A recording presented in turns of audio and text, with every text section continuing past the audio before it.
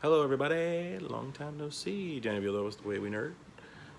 So it's been a while since we've posted anything for obvious reasons. We recorded this Clone Wars podcast right before all the protests and the George Floyd, Justice for George Floyd movement went forward. And first of all, we at the Way We Nerd, I know I'm not speaking out of turn here, fully support Black Lives Matter and fully support justice for and equality for all. So just get that out of the way. We are not a political podcast, but we do support that cause. That being said, we think it's time to bring a little bit nerdy lightness back into the world because we're in a very dark place as a country, and I think we're going to get out of it, and I think we're going to get out of it better. But there's going to be a little more darkness going forward. But anyway, we love you all, and stay safe, stay healthy, and away we go. Hello, everyone, and welcome to another special edition of The Way We Nerd, aka Escape Pod, as we go to a galaxy far, far away. We got lots to discuss today. Actually, just one subject, but lots to discuss about that subject. But we're going to get introductions going. I am Daniel Villalobos. Next.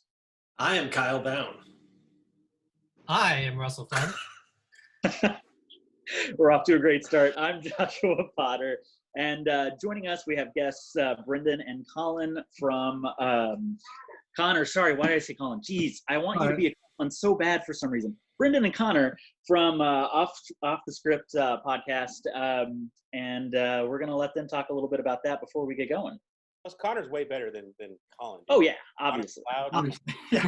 It's a Yeah. Freudian slip. I'm sorry. Brendan and Connor, Brendan, take it away. Let's hear about your podcast. Yeah, thank you guys for having us. So we essentially cover a little bit of everything, but a lot of nerd talk. Yep. A lot of nerd talk. A lot of Star Wars, especially. A lot of Star Wars recently, which is great.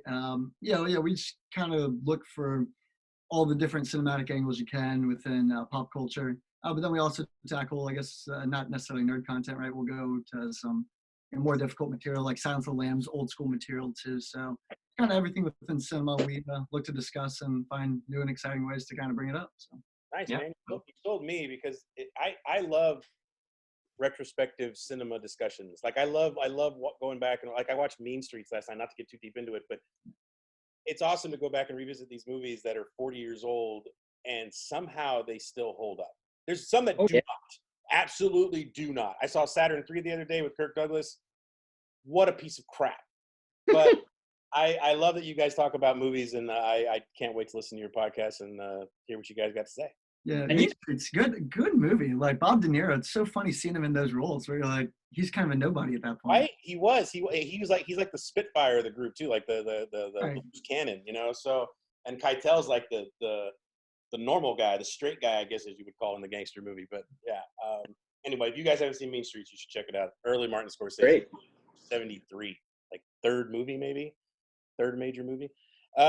All right, so but what we're going to talk about today is Star Wars. So we're going to talk about the Clone Wars season 7. So if you guys out there haven't seen the whole season yet, spoilers. So go out and watch. We'll wait.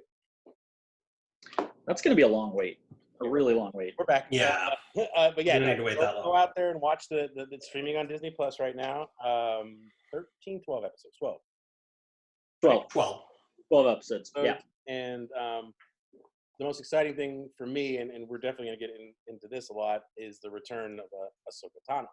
So, but let's start at the beginning. Who remembers who wants to start us off from the beginning of the show? Well, my favorite part is at the beginning of the season. I'm only doing this because, well, it doesn't matter now because Moorhead's not with us, but Surprise, surprise. no. So what I guess overall what I like about this season, and at first I was like, no, I want more Ahsoka right away.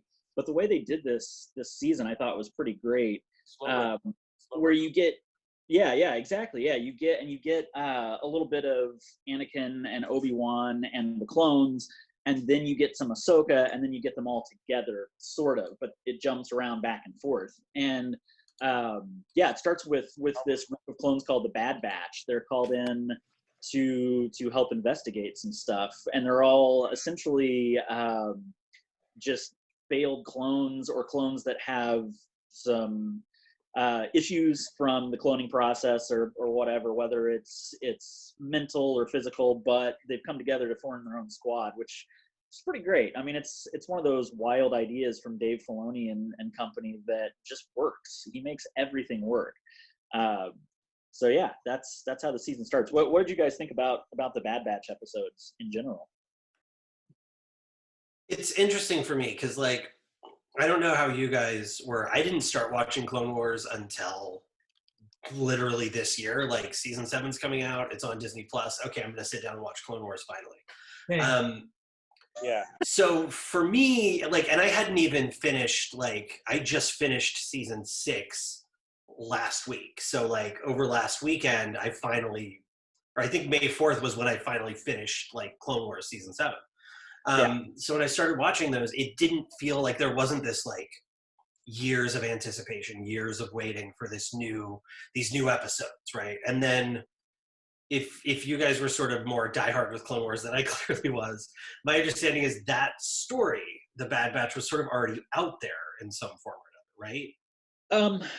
Yeah, kind of. I mean, it spins out of what is it? Is it Clone Detachment 99, or they just call them 99s or something?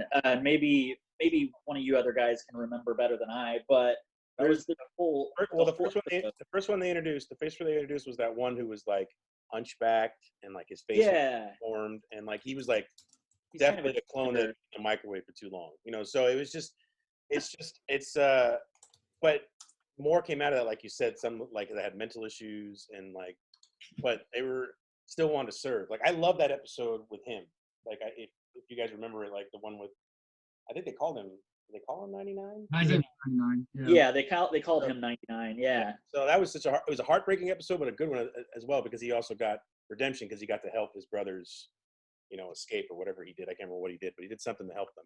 Yeah, well, it was a 2-part thing, and then he came back later when Kamino was attacked and got to fight with them and kind of sacrificed himself so that they could escape and beat back I guess it was the droids invading, I'm sure, Kamino to try and take over the cloning facility. So yeah, that was cool. And then in honor of him, who kind of started it all and proved that those clones can be useful, you get the Bad Batch for season 7. So they're all kind of very reverent and honoring of 99, which was great, you know. So yeah, I mean, it was cool. The whole first episode was cool. They all have different abilities. It's almost like if you guys played Republic Commando, kind of that idea. And I know we've already gotten ARC troopers and things in the show, but seeing a team with different abilities and how they work together to use those abilities to solve the problem was awesome. It's just awesome. Well, I figured out, sorry, really quick, I figured out what I was talking about. So when it was originally canceled, The Bad Batch had been scripted and animated as far as the story reel level. And they released apparently the story reel back in April of 2015 at Celebration Anaheim. So Okay. Makes sense. if you were really on top of it, like I was not, you may have seen some of it already. I always appreciated, like, I mean, obviously my favorite character is Ahsoka, and I want to see Jedis doing Jedi things all the time, but I really did appreciate the way they fleshed out the clones and made them characters and real people and different from each other, not just clones. You know? And the way it's heartbreaking to see. To me, it just gives more to the tragedy of Darth Vader, of Anakin Skywalker, because to see the way he cares about all these clones, he cares about every living thing. Like, Anakin is such a loving person, it leads to his downfall. Like, that's the craziest thing if you think about it. It's love that leads to Anakin Skywalker's downfall. Too much love. But yeah, Brendan and Colin, we haven't heard from you guys. I wanted to hear what Connor, you threw me off, Josh. It's my fault. Brendan and Connor. No, it's my fault. It's my fault. I have a bad memory. Okay, Brendan and Connor. What do you guys been watching Clone Wars since the beginning? I rewatched it. Well, I watched a little bit of it when I was a lot younger, actually, like when it was on Cartoon Network. Okay. And then I sat down and rewatched it, like the past couple months, like the whole series. So that's been kind of cool to look back on that. I feel like I have a better appreciation of it watching it as an adult and not a kid. Yeah. It's a way more mature show than I ever thought. Oh yeah. So yeah, that's my experience coming from it. I know Connor has a kind of similar one. Similar, yeah. Basically, Brendan's like, trust me, it's a good show. I was like, it's animated, it's for kids. Why am I going to watch it? And finally sat down and did it. And we joked, like, the first season's kind of like Rebels, right? Where it just takes a long time to get through it. And then by season 3, you're just burning through episodes. I was going to say that too. Season 1 and 2. Season 1, 2, yeah. yeah. Exactly. When Ahsoka starts to be less annoying is when Clone Wars gets better. Yeah, right. When she stops saying Sky Guy so much. Exactly. Yeah, so we agreed. We liked the first 4 episodes a lot. We kind of were discussing this, ad nauseum, but it's really cool. I think Captain Rex is one of my favorite characters from the series. Yeah. And they actually create all these clones have different personalities.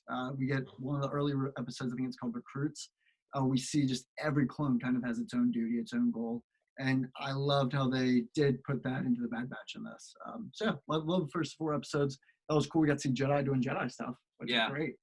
Yeah. But also clones doing, more like action-packed stuff against droids. So kind of I mean, it for the first time, Star Wars was war.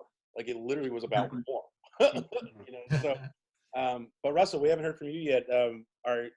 Because you did like you said with Kyle. I've been bugging Kyle for years. So if I've known you as long as I've known Kyle, I would have been like. It always surprises me that Kyle hadn't seen it. As big a fan as he is, like I forget that he hasn't seen it, and I'll start talking about it. He's like, I have no idea. I'm going to defend myself for a moment here because I did see the original movie in theaters. Okay. Which I feel like explains entirely why I'm like, I am not watching this. Okay. That movie is not good. That is fair. It wasn't until I watched Rebels that I'm like, okay, maybe I should go back and figure out like how Rex got here. Spoilers for you, Russell. Sorry.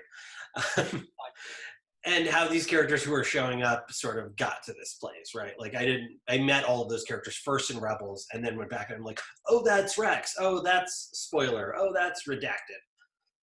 But Russell, did you start with the movie? Did you watch the which is basically 4 episodes smashed together? I did, back in 2008. Yeah. Oh, so you saw it originally when it came out in theaters. I didn't watch it in theaters. I actually rented it on Netflix when the DVD came into the mail. And what happened? And I honestly didn't finish it. I fell asleep, and I sent it back. It was really It's boring. Yeah. Mm-hmm. It was really not what I wanted out of Clone Wars. And this was coming out of Revenge of the Sith being disappointed that we never saw the Clone Wars in the movies, and then for it to be quote unquote downgraded to an animated film. And it just felt like it wasn't even a Clone Wars plot. It was like rescuing Jabba's son. And then Ahsoka was so annoying, I couldn't get on Named board. Stinky? Stinky. Yeah. And I know I sound negative right now, but I swear to God, I changed throughout. Like I am wrong about my first impressions about Clone Wars. So the movie is still not good. No, you're totally right about that. I will say that watching, because I rewatched all the way through before season 7 came out, watching it chronologically, and if Brendan, if you and Connor haven't done that or haven't looked at the order, on StarWars.com they have a post on the blog on that site, the chronological order for all of the Clone Wars, and for the most part, once you get to, I think it's season 4, 5, 6, it's pretty much every episode in order. There are a couple instances where you flip-flop a few, but rewatching it that way, where the movie actually comes after a couple of episodes. Yeah, I think there's like 3 episodes before the movie. That's right, yeah. And it made me like the movie more because you get a little bit more of the lead up to whatever, isn't it Christophsis? Is that the planet they're on? Yeah. So you get the lead up to that, which then makes the movie feel a little bit more impactful and less annoying, I guess. It's still not great. It's still not my favorite, but I mean, think about how far they've come since then, and it's it's worth it. Plus, like Dan said, emotionally, it makes it land better when you see Order 66 happen in Revenge of the Sith. When you see it again in season 7, like Kyle and I were texting back and forth, and we'll get there, but it's like, oh man, I don't want to go through this again, because you've been with these characters for so long, and then to think about the fact that they're all individuals now, they're not just knockoff clones with, the same bland personality. You feel for them, and it's like, oh, you have to watch them fight against their programming, but then ultimately turn, and it's crazy. It's just crazy. And That's what I like that. Yeah, I feel like Order 66 and Revenge of the Sith is told from a Jedi perspective, where this is told from a clone perspective. Yeah, that's exactly right. Yeah, I mean, because it's just one of those things that, like, it also reinforces to, something that they've always been that's bothered clones, is the fact that they are somewhat slaves. Like they're bred to be soldiers, they're bred to die, and now they have this chip in them that makes them kill comrades. Like, people, they're generals, people that they've trusted for so long. So it adds more to the tragedy, like you said, when it's more, we get to see real people. Like, clones aren't just things, they're people. Yeah. I mean, going back to the Bad Batch, when I came in for Bad Batch, I had started my Clone Wars binge watching of January of this year. And I remember the Bad Batch first episode came out like sometime in February, right? And so by the time that arc dropped on Disney Plus, I hadn't caught up. And by the time the 4th episode aired, I had just finished season 6. And so then straight from season 6, I went into the Bad Batch arc. And I saw that, I was like, why are we going backwards? Why are we going back to like clones? I thought this was final season. I thought we're on a trajectory to go to the end. And it's like, oh, why are we stopping to tell the story of these 4 Ninja Turtles? And like, and I realized they were Ninja Turtles. And I get it. Like, I thought they were filler at first. My first impression was, this is filler. And, that was my whole problem, my whole struggle with Clone Wars during the binge watch. It was like, I had to watch all of it because my friends were telling me, no, you can't, we can't just curate for you episodes to watch.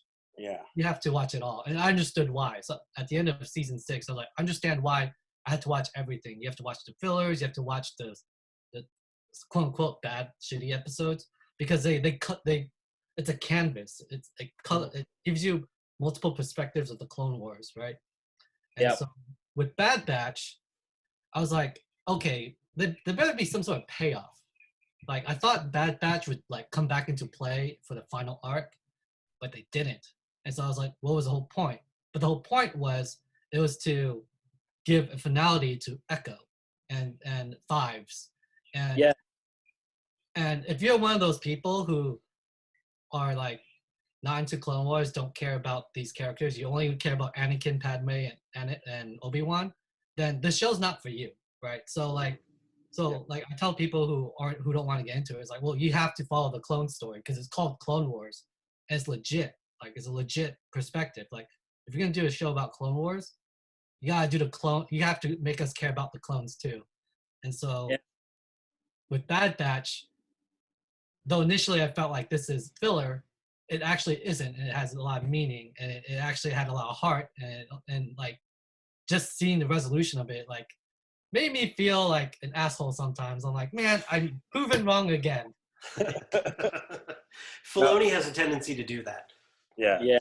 Clone Wars is excellent storytelling, but it's like you said, it's a canvas, it's a tapestry, just like all these different threads and are woven together, and I thought that this season put it together pretty nicely, and I got pretty teary-eyed realizing that we were watching Revenge of the Sith from a different perspective. Like, and we'll get to that, obviously. I'm sorry I spoiled that for everybody, but it just, to me, like, it hit me so much emotionally, like how I was feeling when I saw Revenge of the Sith, and how at the time I really felt Star Wars was over. Like, I knew there was TV at the time. I think they announced TV shows were coming, but as much as I enjoy the TV shows as they are, Star Wars to me has always been a cinematic experience, and when Sith ended, like it was a big deal, you know. So to see this again, and like Russell was saying, through a different perspective, it just gives it much more power.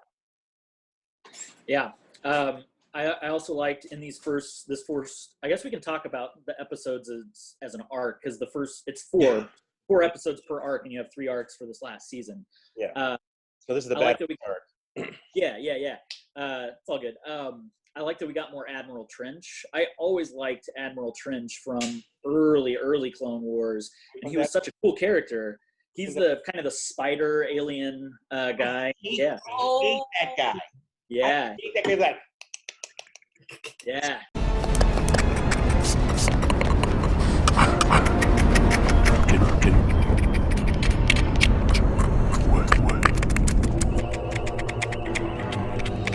click sound. I'm like, I hate that guy. But he's a cool character. He's a cool design and everything. It's the clicking. Yeah. The clicking. Yeah, it is. And seeing him with cybernetic replacements for some of that stuff after what happens to him in the earlier Clone Wars, thanks to Anakin and company, that was great. And also that, I think it's the 3rd episode, if I'm remembering correctly, it's the 4th episode, because the 3rd episode, they're flying the alien creatures to get out of the Separatist base after stealing the Separatist algorithms, like the coded transmissions and stuff. But for episode 4, they go on to Trench's ship, and that's the first instance where I think where you see a clone turn on a Jedi, because the chip goes wonky. It's somewhere within these first 4 episodes, but I think it's the 4th episode, if I remember. It's pretty. It happens when I watched the rewatch. It happened way sooner than I thought it did. I think it's season 5 or 6. It's a whole arc with. It's beginning of season 6, if I remember correctly. Yeah, 5 basically. 5 yeah. Right. Sorry. Happened earlier. But that's right. Yeah. I thought it happened on Trench's ship, though. That's in season 6 as well, then, huh? Yeah, you're right. You're actually right about that. It does. I remember it's 5's turns and kills another Jedi. It took those 2 sister Jedi, from what I remember. That's it. I think they were Twi'leks. Mm-hmm. Yeah. Okay, cool. I'm mixing up seasons. That's great. We're off to a great start. So there's a lot of episodes, so I don't blame you at all. Yeah. Well, you know what it was? I was watching the last part of season 6, or 5 and 6, when 7 started, and I think I started the first episode of season 7, and I was like, no, I really need to finish out the rest of this just so I remember everything. So that's why. Anyway, doesn't matter. It's all good. Well, here's the thing. I for some reason, and I just rewatched. Well, it's been a while now since besides season 7, obviously, since I finished the rewatch, but I thought there was an earlier episode where a clone turned on a Jedi, or something with the chip happened early on. But yeah, it's a full 4 or 5 episode arc. Well, yeah, but that's the big one you're talking about. But I'm talking about. I thought I remembered one that was much. It was more of a tease of what's. Maybe earlier. I could be wrong. I swear there was something else, but I might be. But anyway. Let's move on. Anyway, but yeah, so we finally get the death of Trench in episode 4, which is great. Yeah. So yeah, that episode closes out that arc with the Bad Batch, and then we really don't get them anymore. But we move into what is probably our favorite character's arc, or the start of the end, is Ahsoka's with her on Coruscant, which is great. Yeah. So yeah. I really want to know your thoughts on the second arc. Are we ready to go into the second arc? I think we're done with that. I think so. Let's get into the second arc, which is Ahsoka's first one, because she has 2 basically. Although the final one could be considered everyone's arc. But sorry, go ahead, Josh.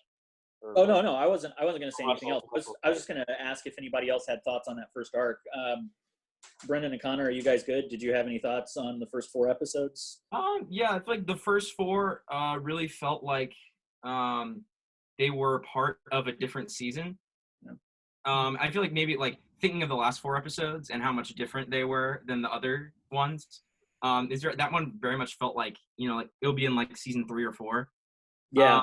But I thought it was still good. I think the part with Trench where Anakin goes to fight Trench is my favorite part of the arc. Because it really is like show, and that was supposed to be part of an earlier season, so they were already going to be teasing his turn like much sooner. So it was kind of cool to see that. Yeah, and cool Yeah. Easter eggs in there, where you get Obi-Wan basically asking Anakin, "Hey, how's Padme doing?" Good point. You know, all of a sudden, like, because I've always wondered, I'm like, there's no way he doesn't know. There's no way. So I'm happy they at least threw that in there, where it's like, yeah, he knows. Yeah, agreed. Yeah, that little scene with Rex and Anakin, and Rex is trying to cover for him, and Obi-Wan knows right away. That was just great writing. Great bit of writing, for sure. Also helps carry on, I guess, the characters. That's the other thing, I guess, about the Clone Wars, and I think it got better over time, and certainly for season 7, I think it's really good now. You get the chemistry between Anakin and Obi-Wan, and it is an extension of what we've already seen in the movies, which is awesome. I mean, that's a credit to Dave Filoni and the writing team, really knowing how to write these characters, even in animated form, and seeing Anakin and Obi-Wan's bond more in depth for the Clone Wars, and knowing what's coming in Revenge of the Sith. It just, again, it helps that emotional impact land even better, I think. That always one of my favorite parts of Revenge of the Sith is I thought Hayden Christensen and Ewan McGregor really bonded during that movie. It might have been all intensive. They spent like 3 months rehearsing that lightsaber duel. Yeah. Cool. So you know, it's. I thought like this, especially that scene in the elevator when they're talking about R2 and screwy wires. Like it's. I wish we got more of that in the movies, but obviously there wasn't time. So you're like, I second that, Josh. I'm really glad that we got to experience that more here. So that line at the end when they say goodbye to each other in Sith, at that moment when you realize, okay, that's where they end being brothers at that, basically that moment. You know, it's more gravitas. We kind of laugh about it. I feel like me and Brendan both agree. I mean, is it me or is the Clone Wars Anakin feels very different than Hayden Christensen's Anakin? He's he's performed different. He's definitely performed different. The voice actor has a different version of Anakin in his head. Yes, I agree with you. There are those moments, like when he gets jealous of what's his face, who takes over the banking clan, where like you see that like episode 3 Anakin. What? Clovis, right? Is that Yeah, Clovis. Yeah, where he gets jealous, and he's that like controlling, jealous, like possessive Anakin that we see in Sith. Yeah. Oh, I forgot that story arc with Clovis. Yeah, That's actually my favorite arc.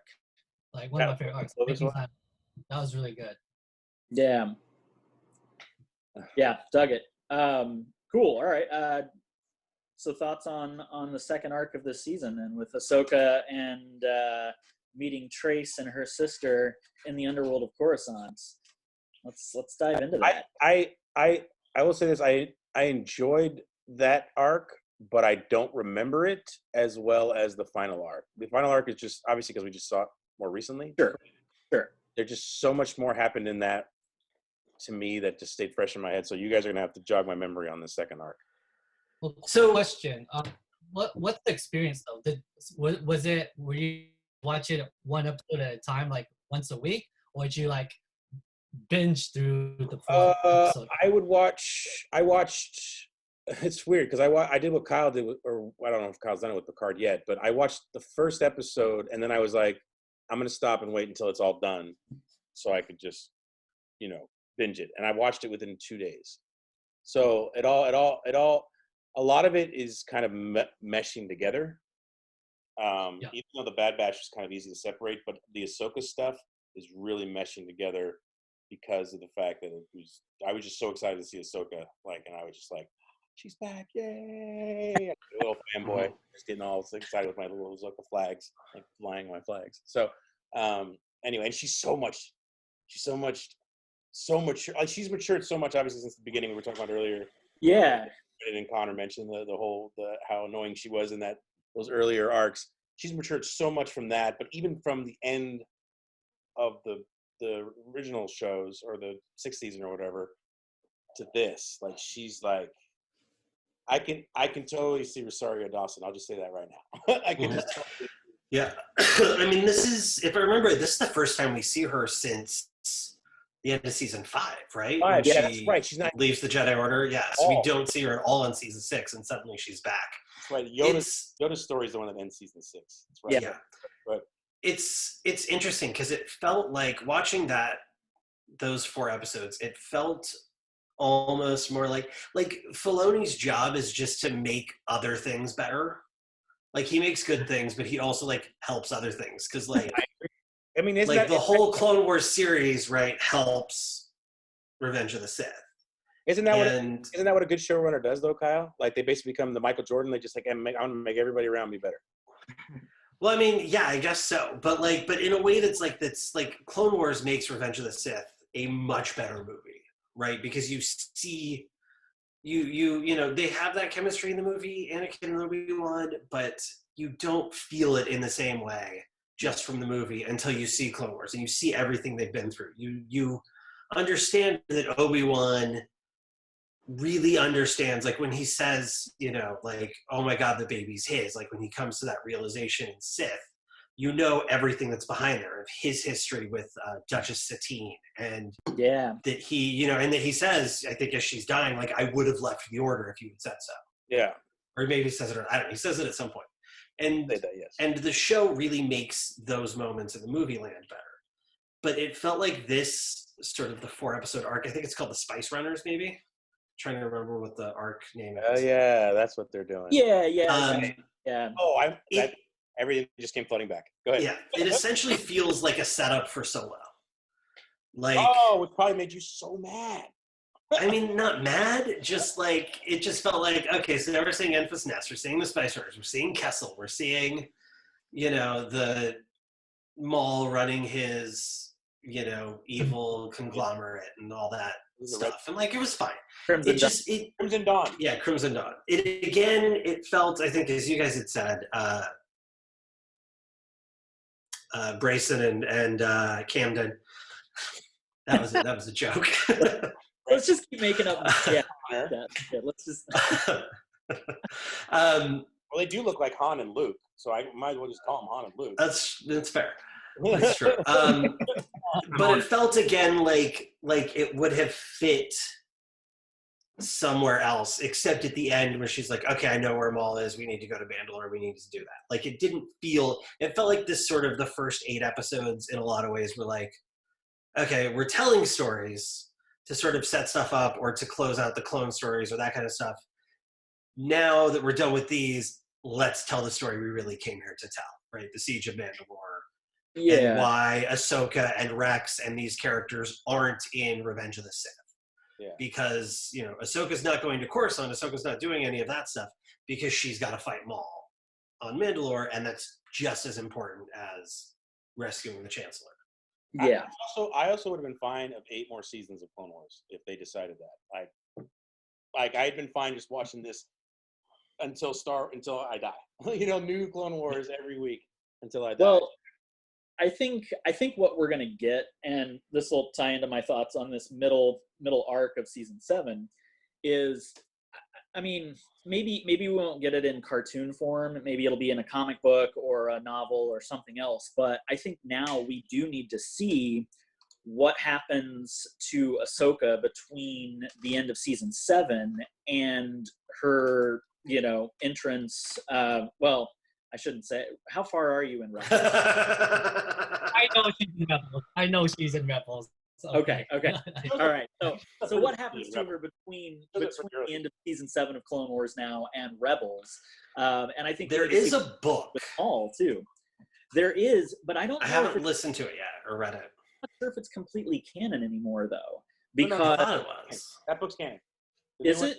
Yeah, the Ahsoka book, which when Kyle told me it was read by Ashley Eckstein, the girl who does the voice of Ahsoka, I immediately bought it, like the audiobook, like because I want the book anyway, physical form, but I want to hear her read it. Like that is Yeah. amazing. So it's Yeah. one canon. But I think but you're right, Josh. There still is a lot of years between the ending of this show and where she shows up in Rebels, which I want to say is somewhere in the. It's early on. I'll just say this. End of It's the first earlier season, I think. Yeah. Yeah. She Yeah. disappears Towards the for a yeah. while and then comes back again. Yeah. So, So what I liked about this middle arc, She in sort of, regards- sorry, really quick. Yeah. No. Now, I mean, this is sort of touching on the last 4 episodes, but we've now knowing these last 4 episodes, she technically, you figure out that she showed up in Rebels a little sooner than we thought, I think. If I remember right. yeah, that's what I'm saying. Yeah, by name, she's yeah. As Fulcrum. Yes. Yeah. Which I didn't realize until very recently. The symbol for Fulcrum is her like head. Yeah. I don't know what you call it. Her headdress. Yeah. Whatever it is. Yeah. How many years is between the end of Clone Wars and the beginning of Rebels? It's 15 supposedly. Is it okay? Because Ezra was born on Empire Day, which is the day Order 66. Nice. I just started watching Rebels, so like it's very fresh in my mind. Good pull, Brendan. Thank you. That was okay.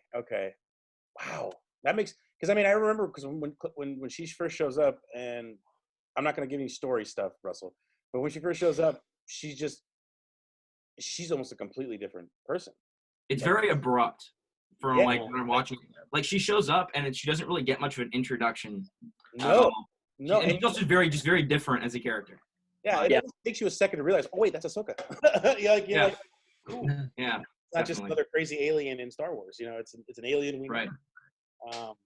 And she's really hot. So I really just brought that to a screeching halt, didn't I, guys? You did. That happened.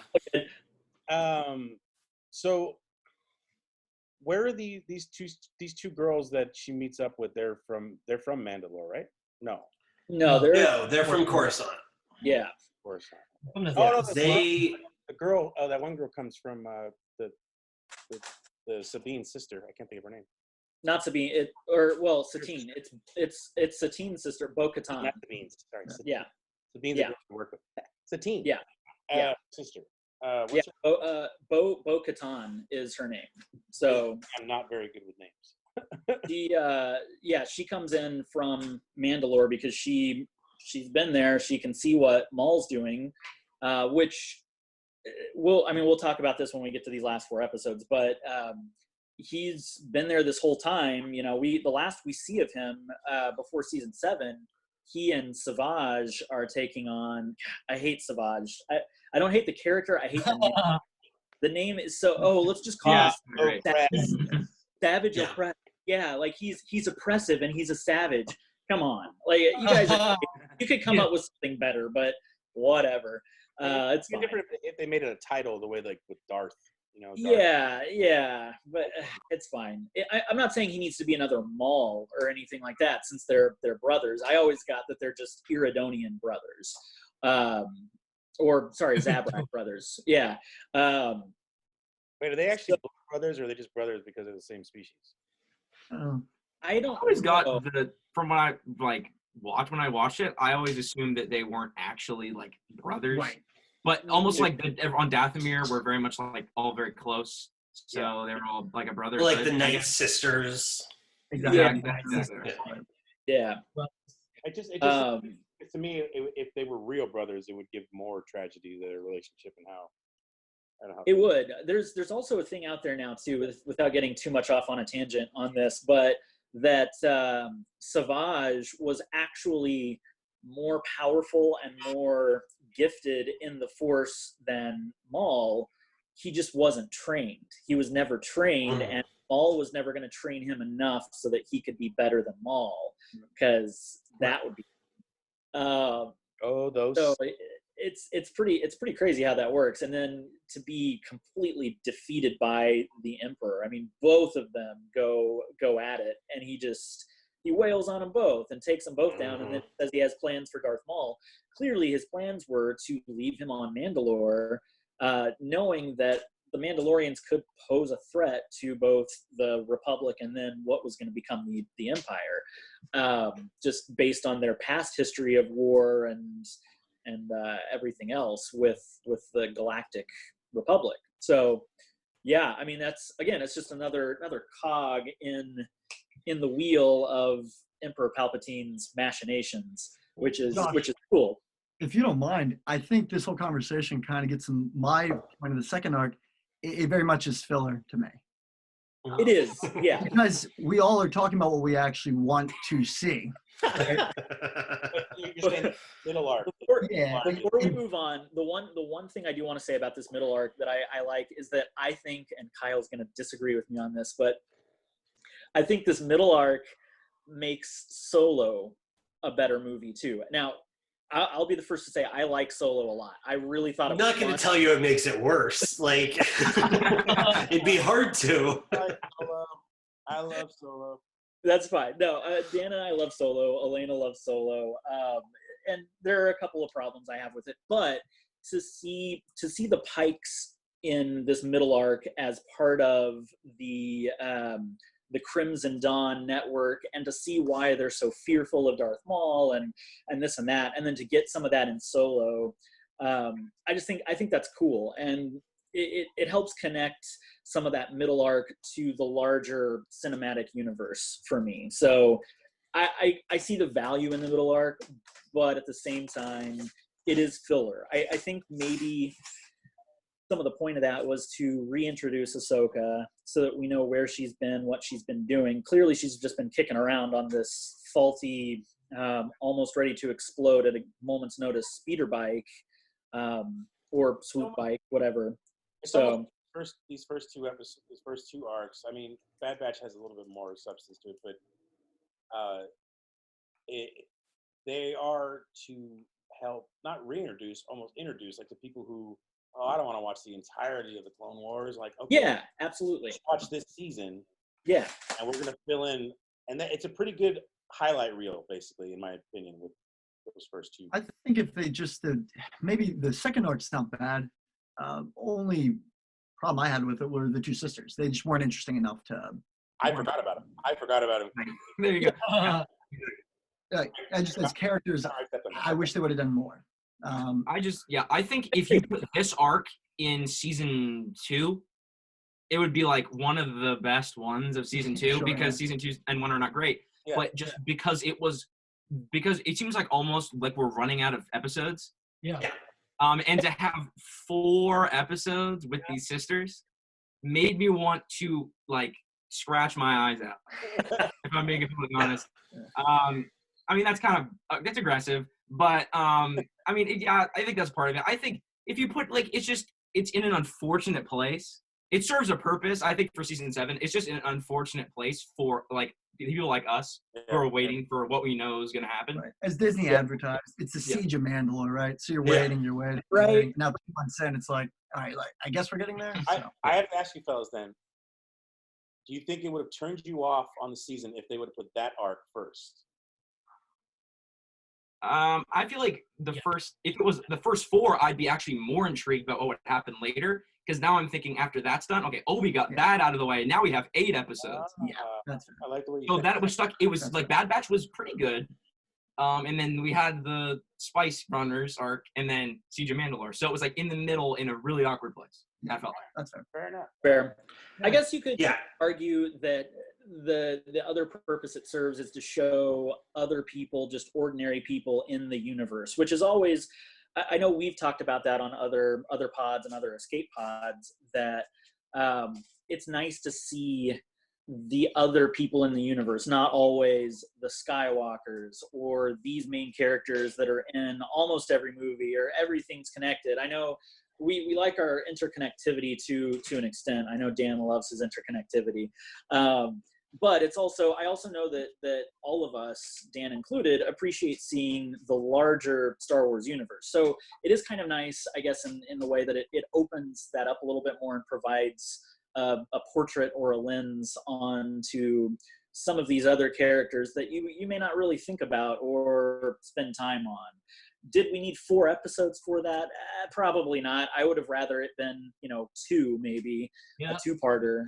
And then you can go and research more about these people or these organizations on StarWars.com or Wikipedia or wherever, or you do a comic book or a novel or something. But yeah, you're right. To only get 4 episodes of the Siege of Mandalore when that was what they teased for the whole season, it's like, oh man, Exactly. how are we going to tie all this up in 4 episodes? And they did it, but I wanted more. So And to your point, you're right.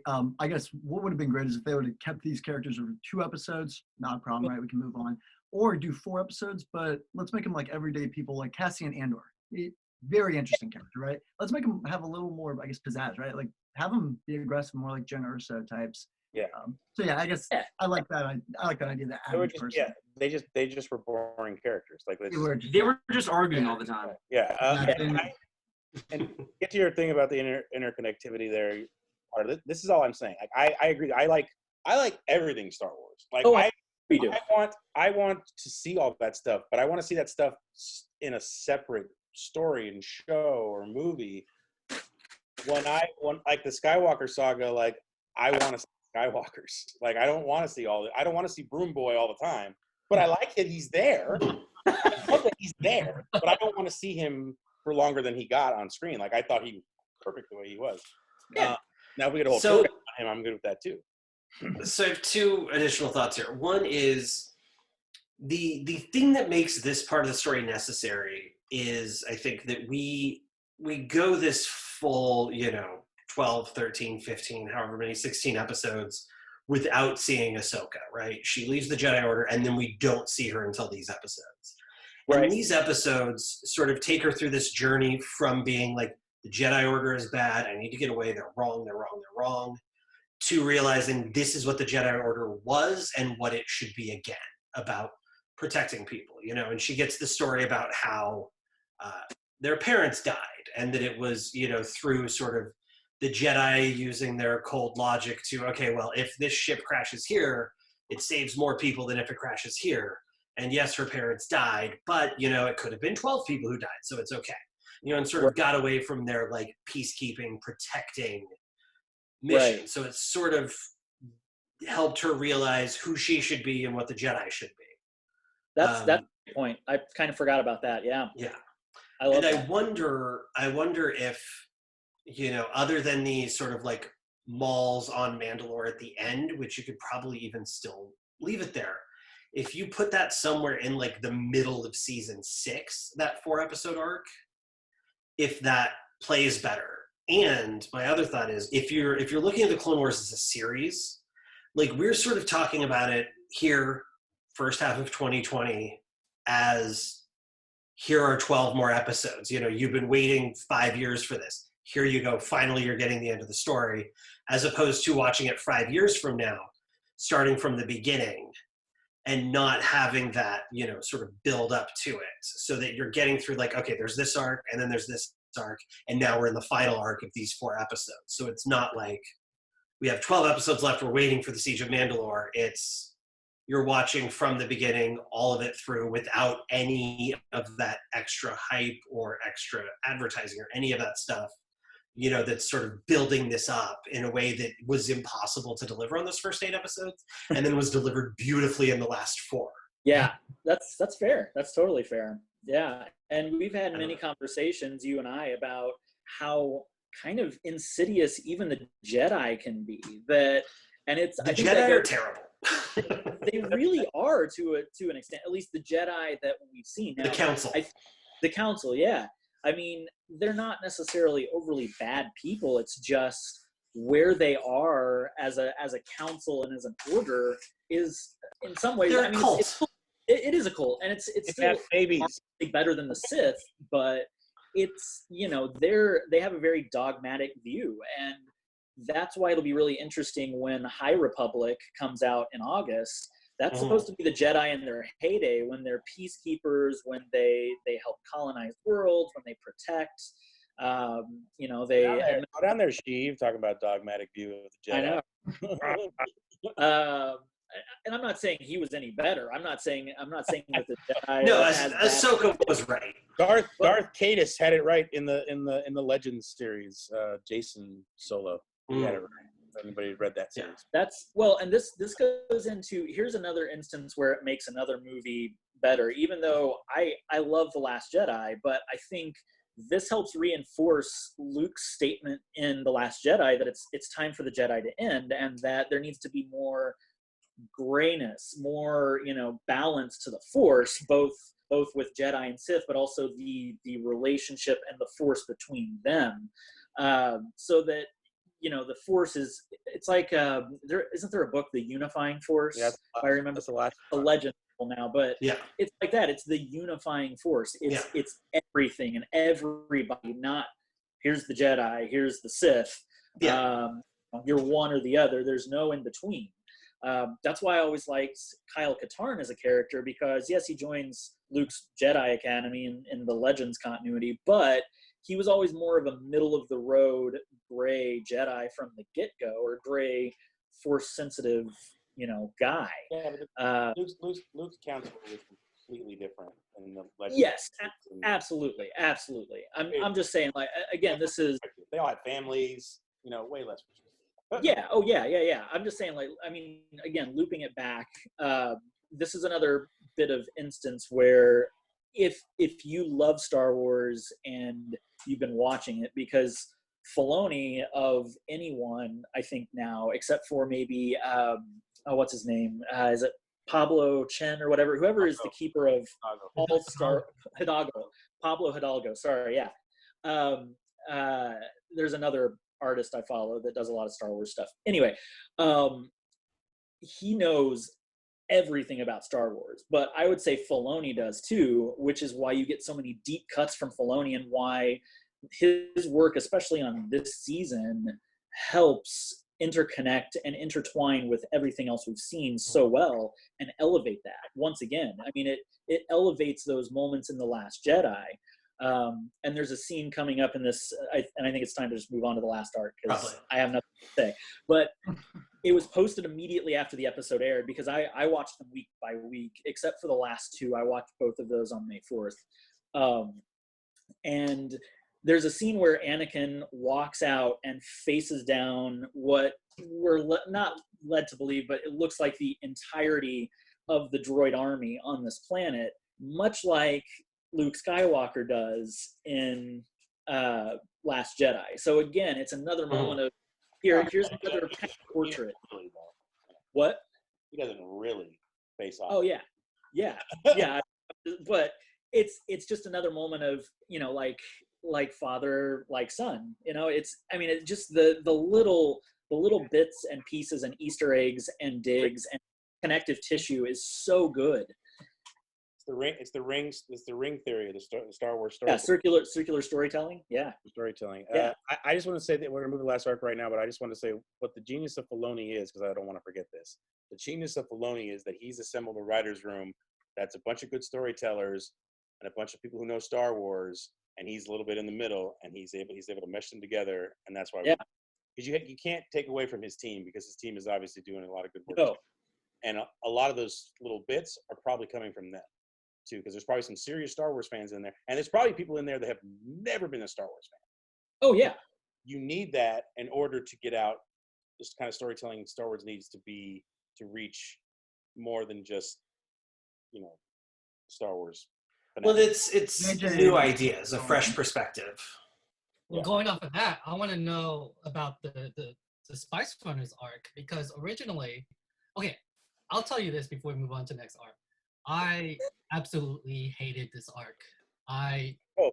That's true. Let's hear, Russell. Yeah, I just realized we didn't hear you from all about this one. Go. Yeah, thank you guys for sharing your thoughts, because I went to another Star Wars group of women Star Wars fans, right?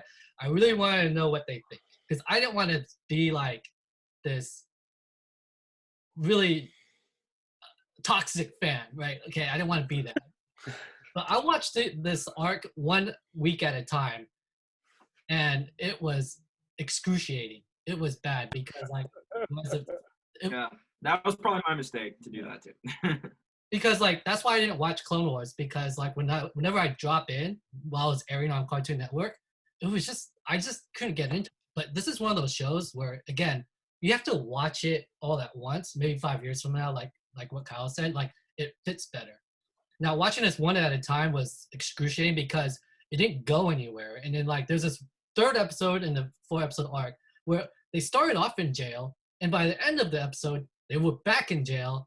And I was like, what did we accomplish? You could have had all of this storytelling in 2 episodes. Like, why does this story get 4 episodes? Why does it get equal amount of time as Bad Batch? And why does it get equal amount of time as Siege of Mandalore, when really it should have gotten 2 episodes, and then Siege of Mandalore should have been 6 episodes or something? Like, I'm sorry, I sound like really angry. It's over and done with, but like still. No, but you're right. They get captured 3 times over those 4 episodes. Yeah. Yeah. You're totally right. And it's mostly because Ahsoka doesn't want to reveal she's a friggin' Jedi. Because that thing would be solved like in the first episode. I mean, also they must be like blind to not have realized that by now. Like she literally like she tries to remember that scene where she tries to jump from the bridge, and Ahsoka clearly goes like, like, whoa, how did I do that? I'm sitting there like, oh man. It's like, maybe that's just her species. Maybe they don't really. What is Ahsoka's species? Maybe she had a muscle spasm in both arms at the same time. Yep. We don't know. Good timing. What is So I was be on Instagram, and Star Wars posts the episode like reminder to watch it every week, right? And I always read the comments, right? And it's just full of toxic fans and stuff.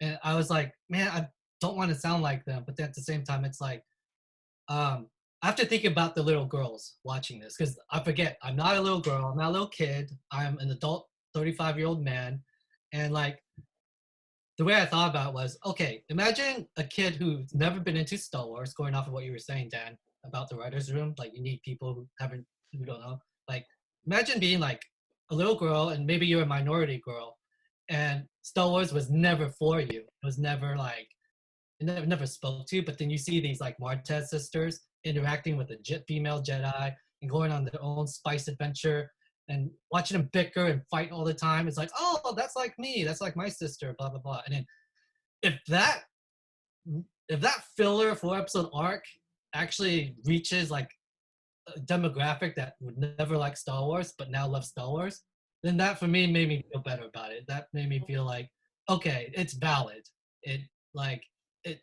It's part of the whole Clone Wars experience where you get fillers, and the Bad Batch arc may have been filler too, but if it reached the demographic who wouldn't get into Star Wars anyway, then it did its job. So that was like my takeaway from it, even though I personally hated the arc. I get it, but I think you might, like you said, like I think like that maybe that, like you said, that particular arc wasn't for you, but you might have satisfied all demographics if you would have just made it 2 episodes rather than 4. That's what it sounds like the consensus is. I'm fine with whatever gets me more Ahsoka. So 4 episodes of Ahsoka, even if they're bad episodes, I'm totally good with. But that's always been me. Like, I even like bad Star Wars. Like that's why I get in trouble with that with my friends a lot. But anyway, so no, there were some great moments in those 4 episodes too, and it was nice. Again, it was nice to see Ahsoka, but for those of us that are really invested in this show and have been waiting. I get where you're coming from, Russell. It's true. It's like, oh man, we want more of this thing versus this thing. But for new fans and bringing in kids, and especially with Disney Plus still being relatively new, I'm sure they wanted to draw in that younger crowd, which is ultimately what Star Wars is for. I mean, it's for everybody. It's not just for us old fans or super old fans in the case of some of the fandom. It's for everybody. Star Wars is for everyone.